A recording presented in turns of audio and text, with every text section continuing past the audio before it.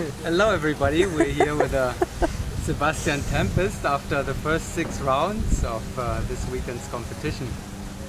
And Tempest is standing there with the 18.2 average after 6 rounds. Does that make you happy? Yes. Yeah. Oh yeah.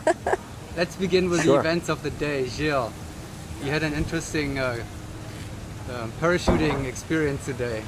A little bit of a hard opening, followed by 6 broken lines on my Velo 84. Yeah, it was a fun ride. Pretty hard. Pretty.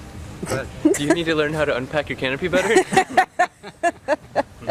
I don't know what I'm doing wrong. The parachute looks pretty interesting. We took a few photos, so we'll look at this later. You are, after 6 rounds, you're ahead of Paris Fury then in Texas. We Nice. didn't know that. That doesn't sound right. There's got to be something. Just the B team. Looks Fury like a good B team. open class competition. Fury B. Serious? Serious, you know. Serious? I remember some 13 and a half average meets in April, May, that time kind of. You remember that probably too. 18.2 now, and we're not kidding. That's not a so far a very fast competition draw. What happened between April, May, and September this year? A good training program, good coaching, a lot of team support, a lot of Rayford camps, and just good chemistry as well is what I think. What do you think of your new teammate there, your new point? He came from Thiago, that's your peace partner. He was double Yes. A competition last year. Yeah. His first year in the triple A. How was he doing? I'm very pleased with Gilles' performances, and it's good to have him on the team. Gilles coming on board just caused me to change slots, so I moved to the outside center slot yeah, now. you were Yes, point last I used to year, be right? point last season. That's right.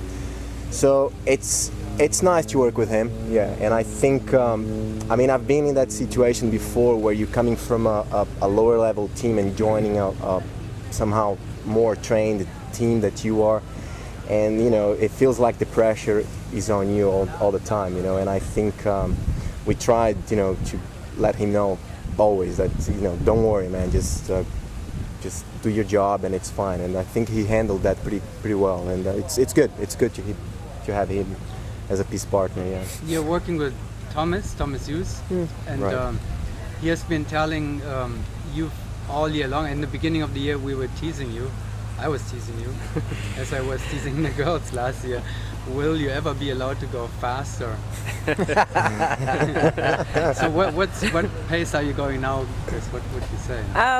Well, we went through the slow, and then we went through the fast as you want to go, and now it's fast, but it's disciplined. And the pictures are there, the work is there. You can see it in the videos. It's very, even when we feel like we're frantic and going fast, it's nice and precise and clean. And like round 6 today, which we were working really hard and it paid off, but Great round. the work is paying off as far as going to the right place and the pictures. And I'm rambling, but it seems to be working out great. And we're definitely getting a little more aggressive with the speed, but it's good. Let's get to the actual issue, to the topic. The topic of the last few months or weeks was all about rhythm, CSC, SDC Rhythm XP. Sorry. Yeah. And that's your partner in 8-way, right? Yeah. So the NSR news talked a lot about rhythm's progression this year and how they're chasing Mass Defiance's record, but Tempest quietly moved up to the same performance scoring level at the moment. What do you think about Mass Defiance? You know them well. Are they going to beat Rhythm? Are they going to beat Mass Defiance record average? Are you going to do it? Who's going to do it? Ooh. I don't know. I think we're just trying to push to that 20-point mark more than anything, and trying to push ourselves as far as we can go. And whoever we beat, is who we beat, and whoever we don't, that's fine. So I think the competition's more in ourselves right now. I have no idea what's going to happen. We'll just see what happens. Are you in touch with them? Are you training any 8-way with them? We didn't do any training this year.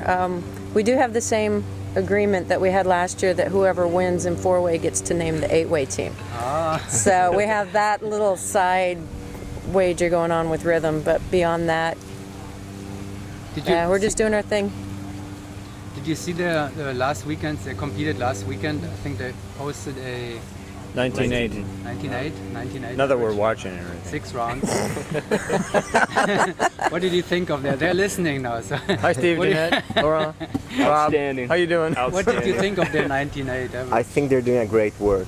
Very impressive. I've got a lot of respect for those guys. I mean, we know them all. We're very good friends, and it's really good to have that friendly competition amongst ourselves. You know, it's fun, and we can use that, you know, to push each other, I think, and hopefully we can use that in the future as well. Keep on doing that.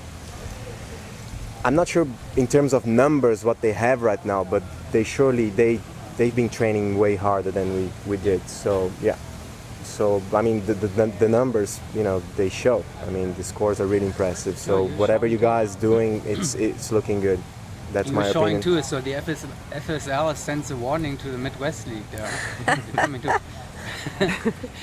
Hey, it's interesting is also that you're working with Thomas Hughes. They are working with Kirk Werner. Kirk and Thomas are teammates in 8-way. They are, you know, training and competing together. But it looks like they're two completely different styles on how you're jumping and probably teaching, coaching, training. What do you think? Yeah, do you see definitely. a difference? Oh yeah, huge difference.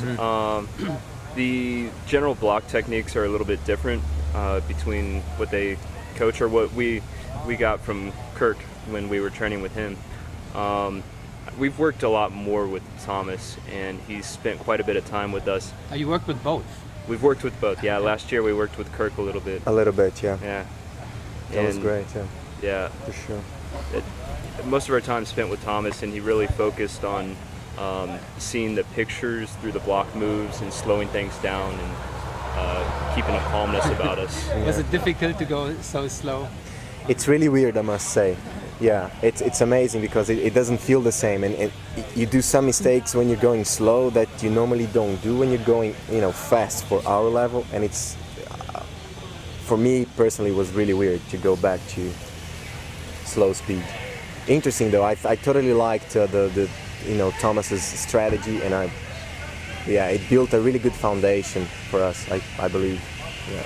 That helped me greatly. You know, the going back to slow gave me a chance to catch up technically to the team's, you know, experience and the performance. So that phase of the training really gave me a chance to take a breath and see things the way they should be done. And then turning up the speed was comfortable because of that. So I thought that was a good part of the plan. Well, we have 4 more rounds tomorrow. We're going to do a 10-round meet here, and then we see more. You think you can maintain that 18 plus average in the remaining 4 rounds? Yes.